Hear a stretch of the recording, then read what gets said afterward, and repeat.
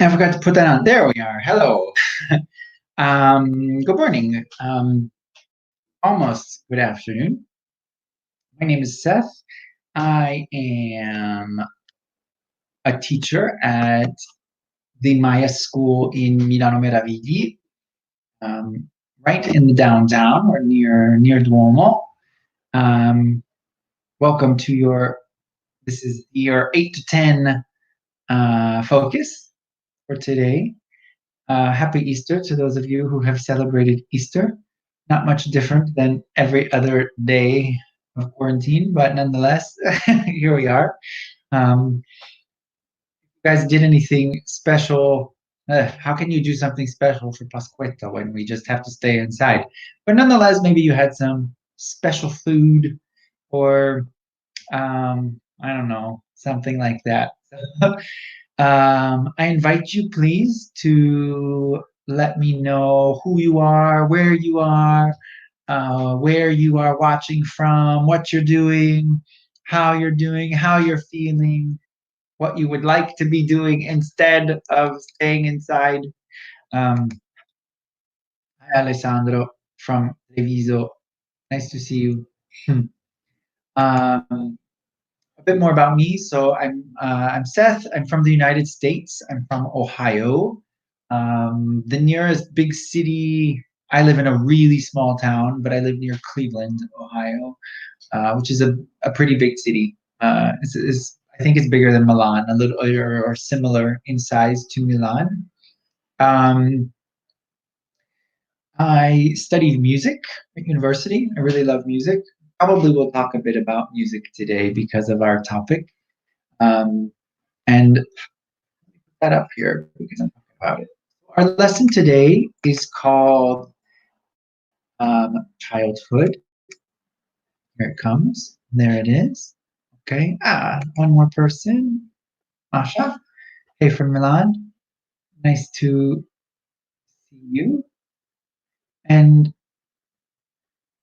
I'm wondering, do I know you? Which school are you from, uh, Masha? Which school are you from? Because we have three schools in Milan, don't we? So it's possible you're from Meravigli. Um, so yeah, our topic today is childhood. And today, this I think is a nice lesson to, especially to review or to learn a bit about um, one of these grammatical things that is a little bit different from Italian, from many languages. So talking all about our childhood, talking about memories from the past, basically. Um, and in particular, we have this used to and would. So two structures we can use to talk about the past. There's something kind of there are two structures that are kind of unique to English. We use them a lot, and I thought so. Hi, nice to see you. Um, and sorry, I'm talking to Masha. Hi. It's nice to see you. I will be very happy to see you back at school eventually. I hope you're doing well. um, okay, and then last but not least, we have some verbs and phrases to talk about our child. So remember, so today, because you guys can't see me, I'm all by myself. I don't have another teacher. So sometimes when we do the webinar, at least there are two of us to chat with each other. But today, you are the only people I can chat with. So please, if you guys want to ask me questions, if you want to, anything you want to type that you're thinking, please share as much as you can. It will help make this webinar more exciting and also gives you an opportunity to practice your English a bit, okay? So here we go. Let's start first. We have some questions, nice questions about thinking about our childhood. So first, what is your earliest memory or your first, sometimes we'll say, what's your first memory? The first thing you can remember. Next, do you remember much from your childhood? Again, if you want already to begin, You do not need to wait to arrive at. You just start answering questions because this way I can take I can have a conversation with you. So please start writing some things. Number three, which sounds or smells remind you of moments from your childhood? I like this question. I find as I get older, I'm 37, so I'm a bit older, but there are, as I get older, I become more nostalgic about my childhood, and there are definitely certain smells or certain foods, even songs that give me lots of memories. And it's nice, I think, sometimes to go back and think about, to remember those nice things from our childhood. And last, do you ever feel nostalgic about your childhood? So, all right. Well, first, earliest memory. My earliest memory is, I think,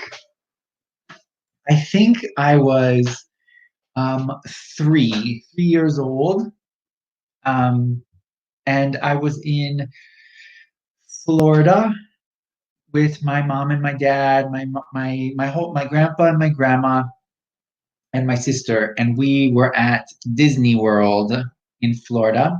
And my memory is at Disney World. There's a ride with elephants, Dumbo, the elephant, that goes round and around and around and around and around. And I have a memory of being with my mother in the Dumbo, in one of the Dumbos. And I remember every time we came around, I remember waving and saying hi to my grandpa and grandma who were down on the ground. This is my earliest memory from Disney World in Florida. Alessandro says the first memory, but from a photo, but from seeing a photo, is when I slept with my old cat. What about Alessandro? Like the actual, uh,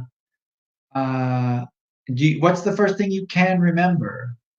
Do you have a first memory like that is your memory and not from a photo? Because also, yeah, I mean, I have photos also that maybe, um, you know, but I don't remember the photos. I also have a photo I remember or a memory of being with my mother and another woman, her friend, but I don't know who. Uh, and we were eating. My mom was making sandwiches with tuna. So it's quite normal for us a tuna fish sandwich in the United States. And I was very little, and she gave me some of this sandwich, and I did not like the tuna. The flavor was not. I didn't like it, and for many, many, many years, I did not eat tuna. Actually, only until in Italy, you eat tuna a lot more than we do in the United States. And now in Italy, I eat tuna, but every time, like I make pasta con tonno, make tuna and pasta, and every time I make it, I'm like, oh, tuna. Okay. I like it. I always like it. I have this memory from my childhood. I'm like, okay, tuna, I don't know, I don't know. So it remains today. Tuna is always a little bit. Mm. So, what's next? Let's see. Do you remember much from your childhood? And Alessandro says sincerely, no, I remember a lot. I had a great childhood. I grew up in a neighborhood. If any of you have seen the TV show Stranger Things, or like E.T., this I was born in 1982, and I grew up. My childhood was very similar to um, Stranger Things, except no demigorgons and no crazy things. Um, but I had a bike. I rode with my friends on the bike a lot. We were outside all the time playing games. I had a really nice childhood. I remember very well and had a lot of fun. Um, uh, I lived in a small town, so we could go everywhere in the town because it was small, and my parents, we it was, maybe like in Milan, a big city, maybe a child has to stay closer to home. but we went everywhere. We did everything. A lot of fun. Let me check out what Alessandro says. So maybe when I went for the first time to Disneyland Paris, and um I was surprised. I was surprised when I saw the Eiffel Tower from the airplane. Nice. Just watch your word order. So in English, we like to put all of these prepositional phrases at the end. I was surprised when I saw the Eiffel Tower from the airplane. Disneyland Paris. I went to Disneyland Paris two summers ago for my birthday. It was fun. I love Disneyland. I told you my first memory is being at Disney World. Um, I've been to the one in Florida, I think 4 or 5 times. I went to the one in Hong Kong. I've been to the one in Paris. I want to return to the one in Paris. I really like Disney. Cool. Um, Even now, maybe during the quarantine, you've there's a new like Netflix, but there's a Netflix. It's called Disney Plus. It's like Disney's Netflix. I have a subscription. I watch cartoons all day, all the time, and Marvel movies. I like superheroes. I like it all. Okay, I'll move on to number three. Which sounds or smells remind you of moments from your childhood? Um, I like this question. um, for me, with music, I have a lot of musical connections to stuff because I studied music at university. I used to be a professional ballet dancer. My family does a lot of music. I really love music, and so I play the piano, and I have lots of memories of singing songs with my mom, playing the piano with my mom, and um, my dad does not do music. My dad's around.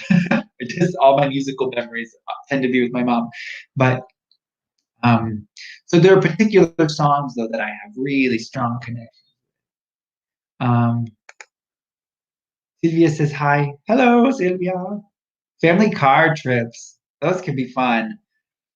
Sylvia, when you would drive, were you in the car for a long time? Because we talk about in English a road trip. It's driving. Because in the United States is big, is really big. So for vacations, we will drive for hours and hours and hours all day, even sometimes for several days to get somewhere. And my dad, in the summer, we always would take a big family trip. My sister, my mom, my dad, and I, and usually we would go camping. We would usually go camping, and my dad's rule of camping was if you camp somewhere that has electricity or modern toilets, that's not camping. So we would go to very remote places, um, which was a lot of fun, to be honest, because all of our food, everything we cooked, um, usually we would camp near a lake or a river where we could go swimming, but really in the middle of nowhere. And so we would usually for like 2 weeks, 2 or 3 weeks, we would put the tent. We say pitch. We would pitch the tent. I'm going to write that. To pitch the tent is to put up, to construct the tent.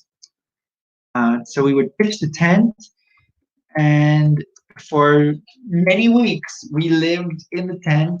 And of course, my dad, he would spend lots of time planning. So every day, not every day, but we would take from the tent, from our campsite.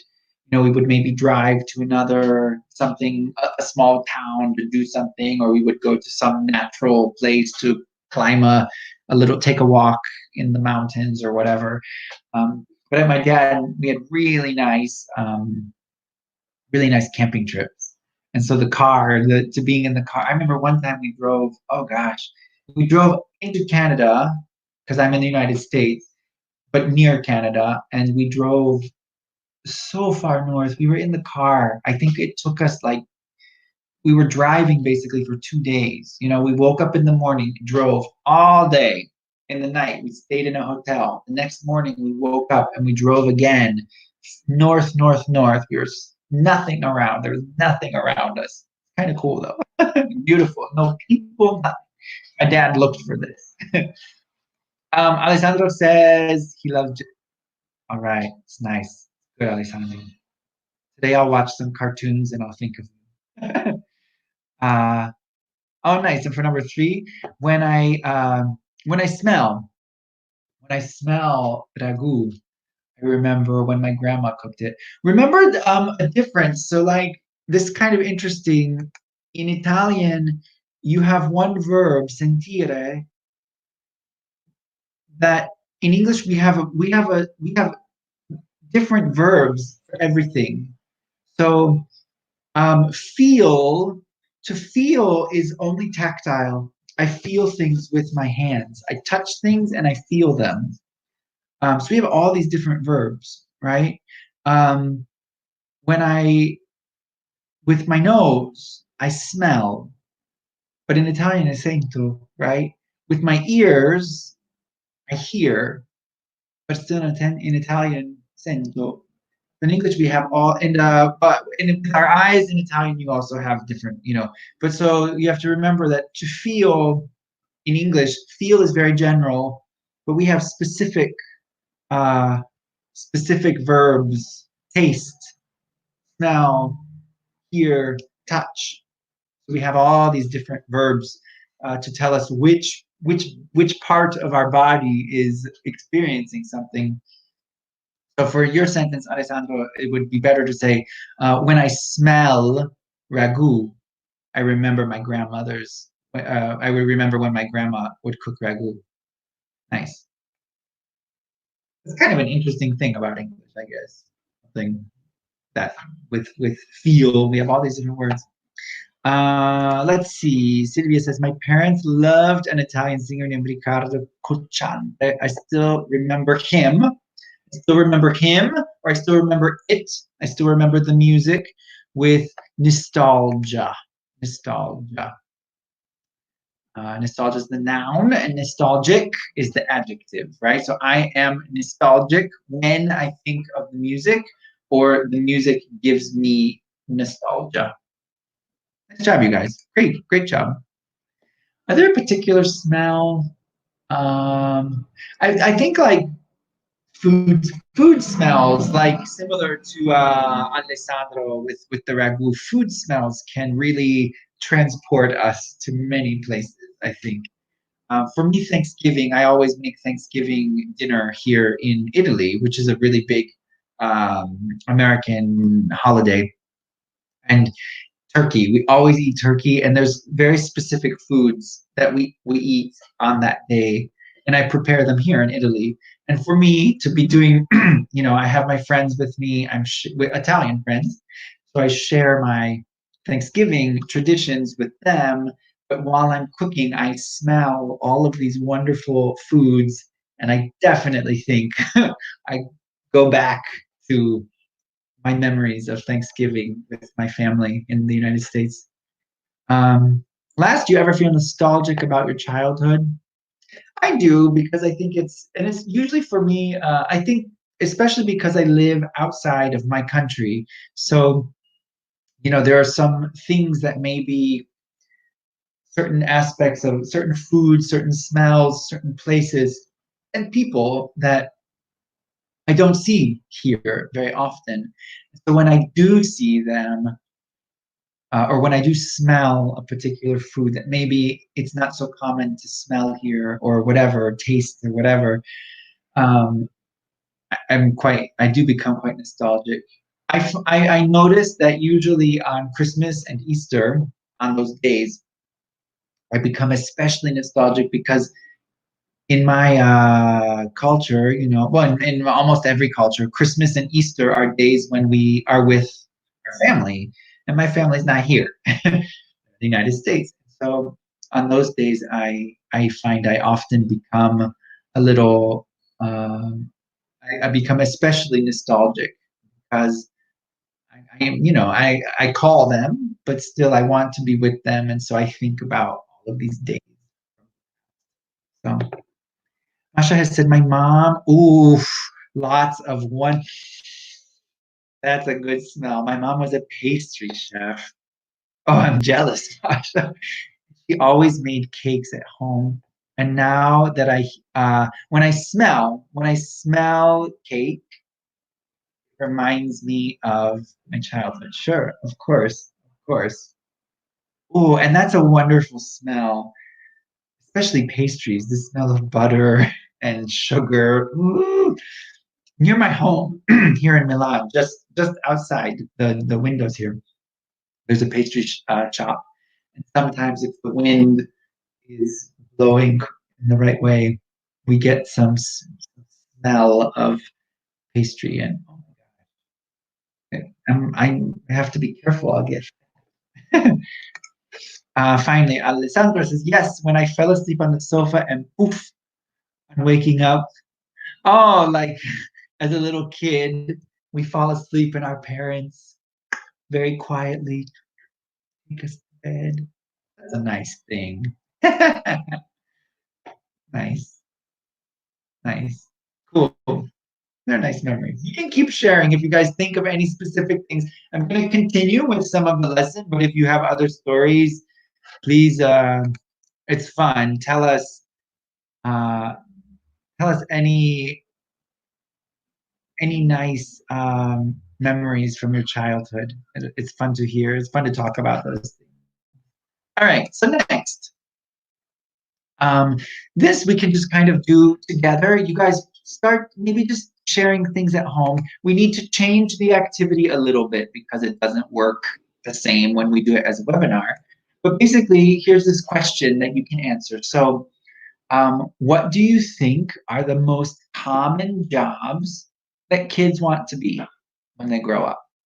So my question to you is the first question you can see. What did you want to be? So when you were a child, what did you want to be when you grow up? This part, work in pairs, we'll do this together. So if you want to start just typing, what do you think are those common jobs that little kids want to do? This is interesting too because every country obviously is going to have different jobs. I believe so. Here, there's a list that we're going to see, and this list is for um, England. The information from this list is from a British uh, poll, a British questionnaire. So the answers, even for me as an American, some of these are different than what might be common in my country. But so tell me, what did you want to be when you grew up, when you were a child? Um, and what do you think are common jobs? Uh,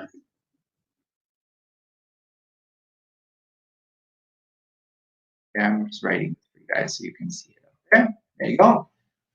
What did you want to be when you grew up?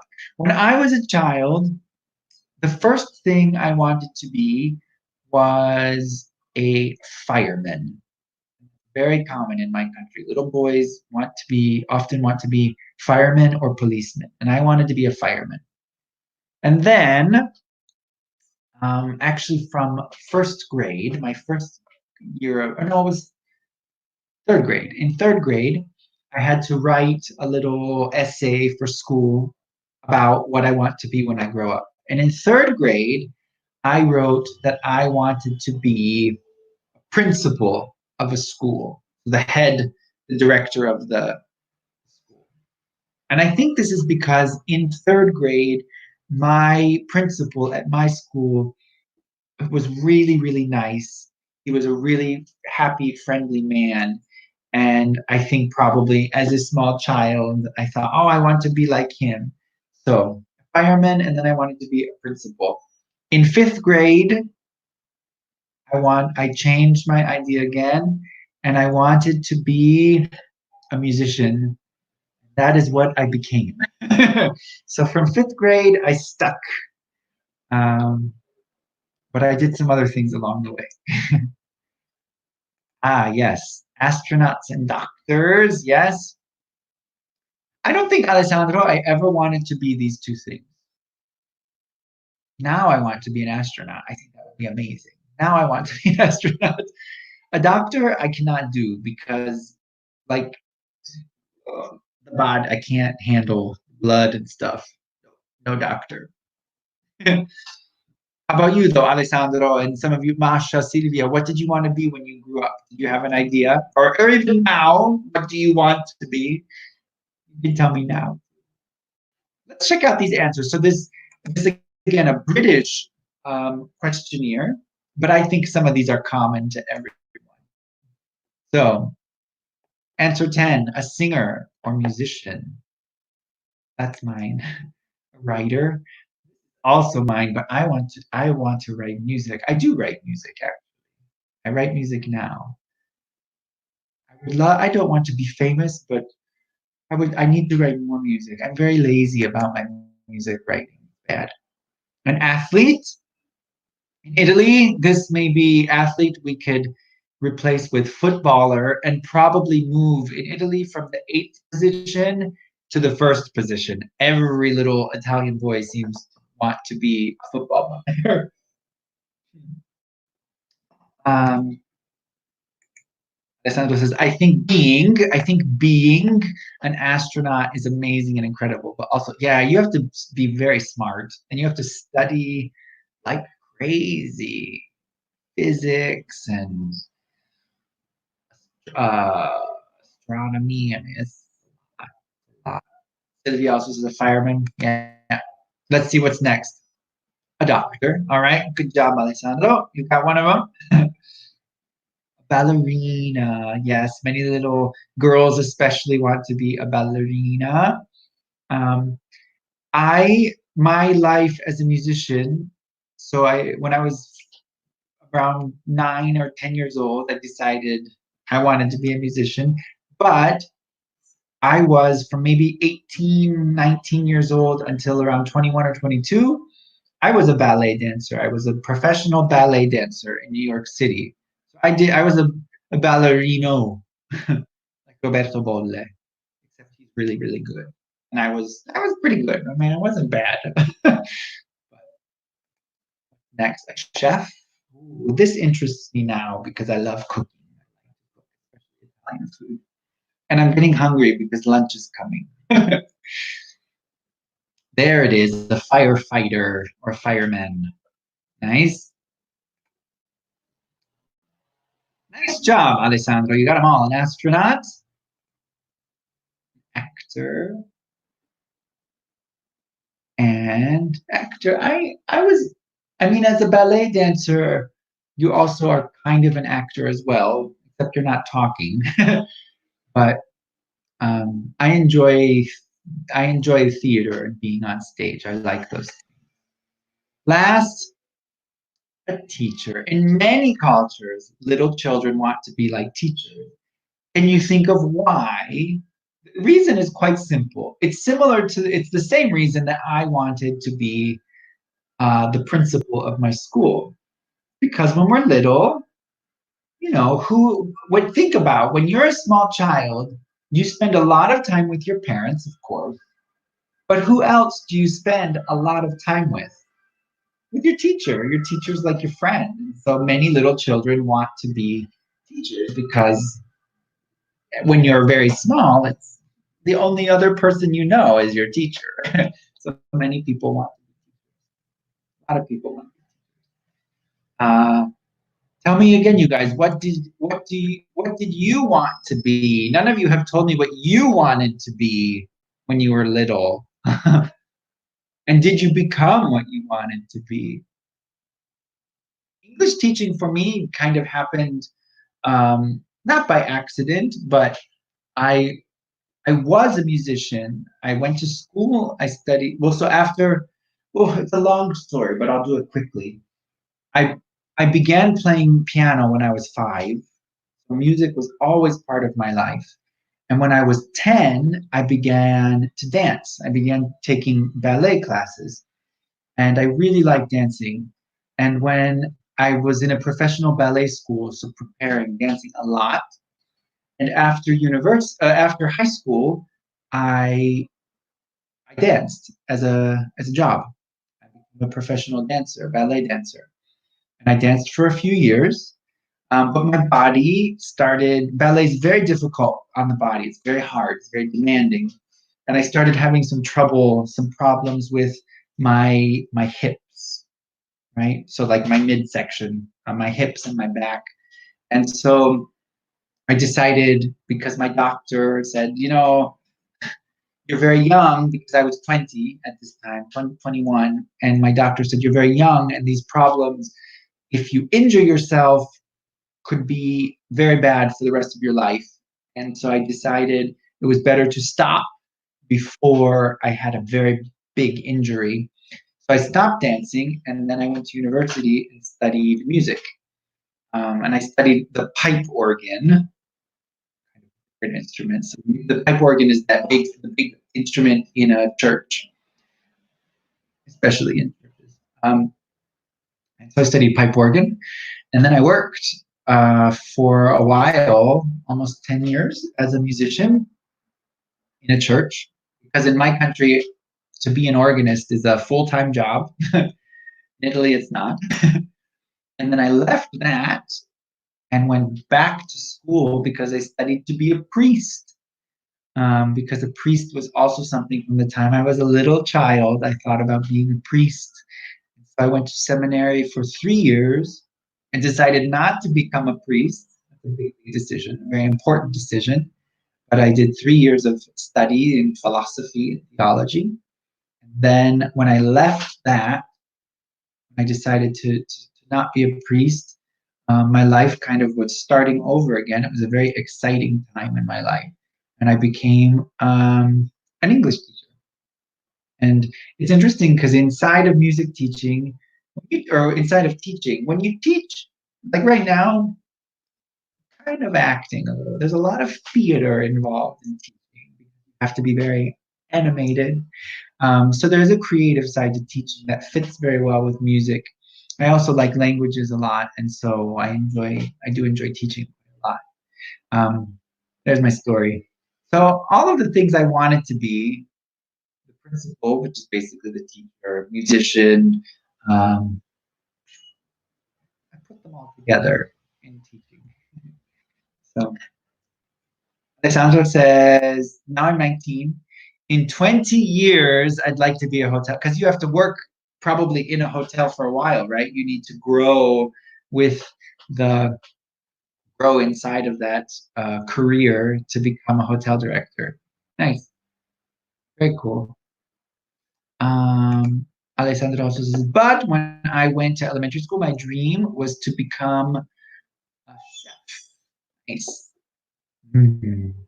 But even well, and I wonder. So, like, I assume, Alessandro, that you must be studying. Are you studying like hotel, what do they call it? The service industry to work in a hotel.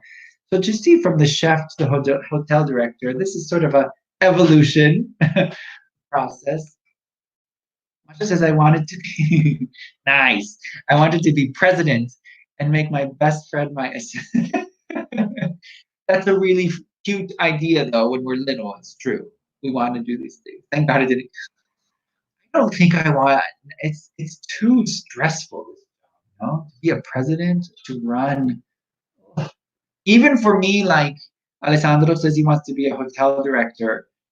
Even that could be very stressful. Well, but if you grow, I mean, but a president, to be the president of a country, that's a big job. I'm glad you changed your mind, Masha, because I would not know you if you had done that.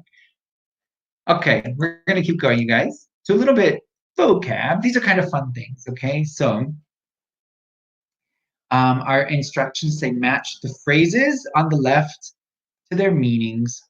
So we just want to match up these words. So please feel free to start doing that. Okay. If at home you want to begin, connecting the two sides, and I'll read them for us. There we go. Match the vocab to the meaning. Excellent. Okay. So first I'll read them so you guys can hear the pronunciation and then also start connecting. All right. First we have throw tantrums, get into trouble, be a picky eater, be told off, share your toys, look up to, make fun of. And then the meanings on the right, be reprimanded by an adult, cry and roll around on the floor, ridicule, laugh at, be fussy about food, respect, admire, allow other kids to touch your things, or suffer punishment for doing wrong. So if you know some of these, connect them. If you don't know, you can guess, you can try, and we'll start connecting them. I'm gonna just be, as you guys wanna, you can start writing. I'm gonna have a look here. So Alessandro says, I'm studying tourism. I worked 3 times in a hotel. I have worked, maybe we would prefer present perfect here. I've worked 3 times in a hotel, and I'm sure that is my, that's nice, good for you. English is very helpful for this. English is important in that business, in that industry, because English is used so much everywhere. Well, you're doing a good job with English already. So continue, work, work, work. All right, here we go. So I'm going to start some of these. Throwing tantrums. Throwing tantrums is something that little kids do. Um, if you are an adult and you throw a tantrum, like it's not acceptable for an adult to do this. And yes, so Alessandro has guessed. So throwing a tantrum is to cry and roll around on the floor. This is when like a child, that's correct, Alessandro. This is like when a child is really out of control. And usually it's to the parents, it can be embarrassing. You've seen this before, you know, the big, I know, like crazy, right?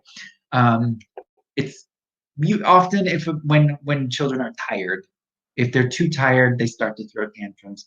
So and like I said, as an adult, it's yeah, we don't do this anymore. If you throw a tantrum, it's seen as a very childish thing, right? I know that I was a pretty wild child. I know that I did have a period where I threw tantrums. Yeah, I did this. All right, get into trouble, right? So this is a phrasal verb, right? To get into trouble. There are also other things that go with this. To be in trouble. Sylvia, perfect. So getting into trouble is, oh, hold on. Yeah. Okay, so to get in trouble is, yeah, you've done something wrong. Your parents or teacher um, they know it's you, and you get punished. You can even then be in trouble. So I know when I was little, if I did something wrong, my parents would I would get I was in trouble, right? So if you are in trouble, it means you're still in that moment of punishment. To get into trouble. I didn't get into too much trouble um, when I was a child. I was well, again, sometimes I did. Nice. Alessandro got the next one. So being a picky eater. If you think of picking, so when we pick something, we're making a choice, right? So it comes from this idea that we're picky. So we say, "Ooh, I want that, but I don't want that. I choose that, but I don't choose that." And a picky eater is someone is means like most things you don't like. Oh, I don't like that. I don't like that. I don't like that. Oh, I like this, but you oh, but you know, oh, there's a salad and I like salad, but you put a carrot in the salad and I don't like that. Oh, come on, right? So sometimes children, I was not a picky eater. I liked eating and I still like eating. So picky and fussy are similar ideas. Were any of you picky eaters? Are you a picky eater now? Who was a picky eater? Nice. Good job, you guys. So Alessandro, Masha, yeah. Picky eater is someone who's fussy about food.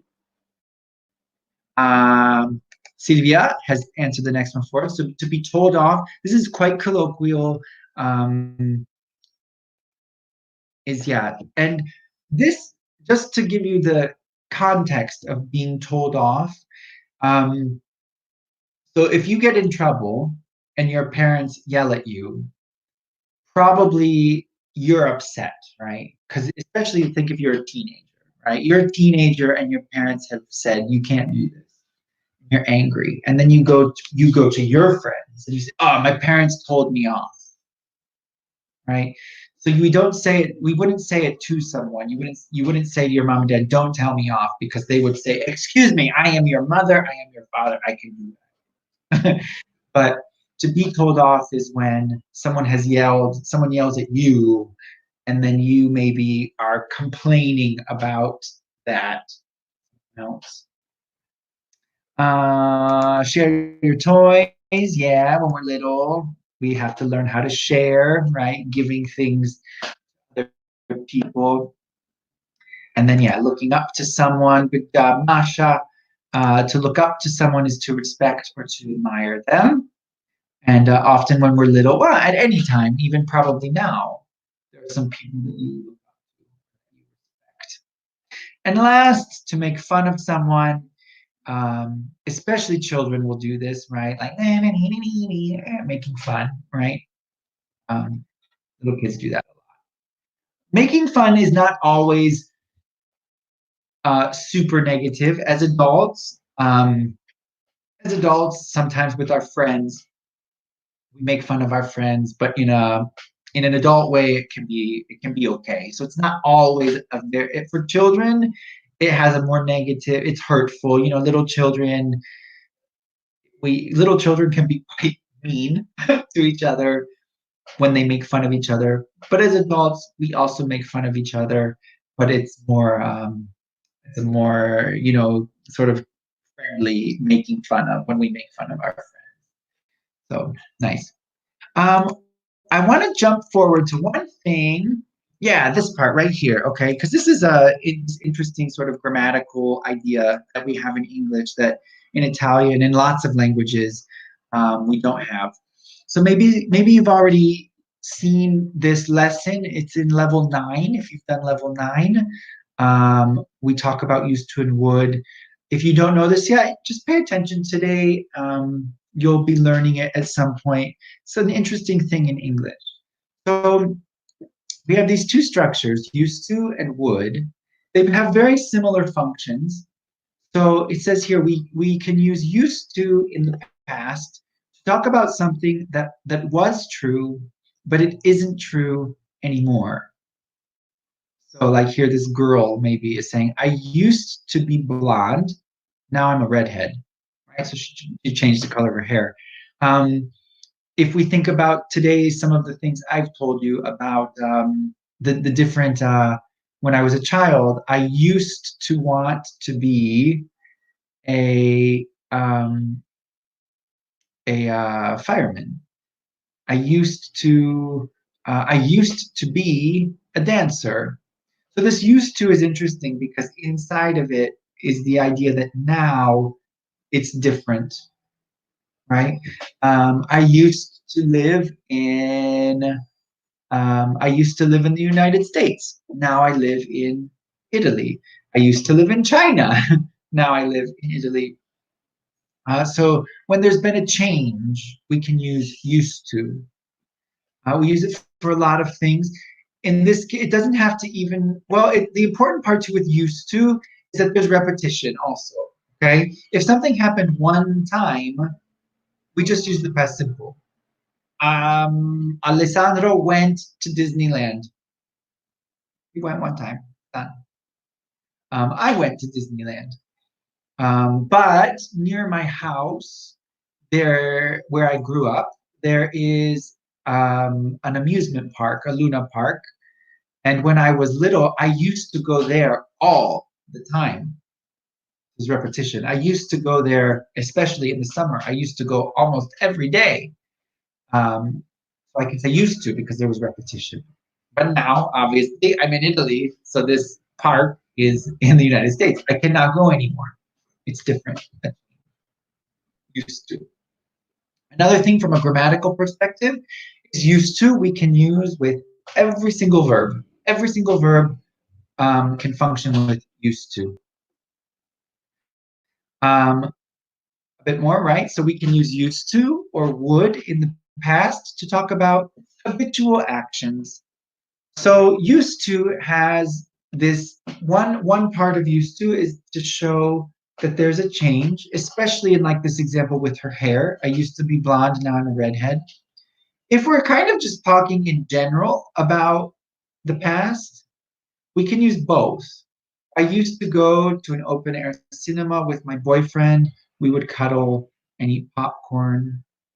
So in this case, this used to, in this one, the used to, it's not necessarily focusing on the change that now it's different. It's just the past in general, right? Of course, we can presume that this person does not go anymore to the cinema with the boyfriend, but it's not really important in this. Wood has a particular aspect, which is that it's often nostalgic, showing that maybe what we're talking about, we have a good memory about it. Like here, even she says, we would cuddle. That's a nice thing, right? Cuddling, at the movies with your boyfriend, with your girlfriend. Um, so maybe if she were to say we used to cuddle and eat popcorn, it's fine, it's okay. But this would just has this little nuance of it was a nice memory. Uh, Again, we have another example. We would walk along the beach at sunset without a care in the world. So already walking on the beach, it's a nice thing. It's a nice memory. So so would is appropriate. Again, though, if you said we used to walk along the beach, it's okay. It's not wrong. But when we use would, it has this little bit of it's a nice memory, right? And also, this is something that this person did. It was habit. They did this often, right? They did this a lot. I think last summer, I went to Bulgaria for my holiday, for my summer holiday, and my partner and I had an apartment on the Black Sea, on the beach, and also we would walk every night. We would walk on the beach. So even just during 1 week of time, every day we walked on the beach. So I can say during my holiday, we would walk on the beach every night. Um, Perfect. Thank you. Sylvia says, I didn't used to eat vegetables, but now I do. Excellent example. I love vegetables. I love vegetables. Um, so this is an interesting thing because it doesn't, in many languages, this used to and would, there's not an exact sort of structure. The alternative, there's even a third way we can say this, and we can use just the past simple. So as an example of like, I used to be a blonde, you could say, I had blonde hair. And it's still the same idea, but this used to has this little nuance of change, which is kind of interesting. This is something just to listen for. You'll have focuses, other focuses that are all about used to and would. It's with practice that this becomes more natural. Ah, Masha gives another great example. Remember, I used to. I used to, because it's the past tense. I used to run in the park in the morning. Now I work out at home. But perfect. That's a really good example. Yeah, because unfortunately, right now, you cannot run in the park. So cool. All right, you guys, it is time for me to finish up. Thank you. You guys were very chatty with me. Lots of uh, sharing lots of things, participating really well. I thank you a lot for that. It makes it a bit more interesting for all of us. um, I hope you all have a really nice day today. And for Masha, I hope to see you soon back at school. Sylvia, are you at Meravigli, Milano Meravigli? Um, I feel like I recognize your name. um, and also, Alessandro, thank you guys for coming. Have a really good day, and I hope to see you soon. And bye. We'll see you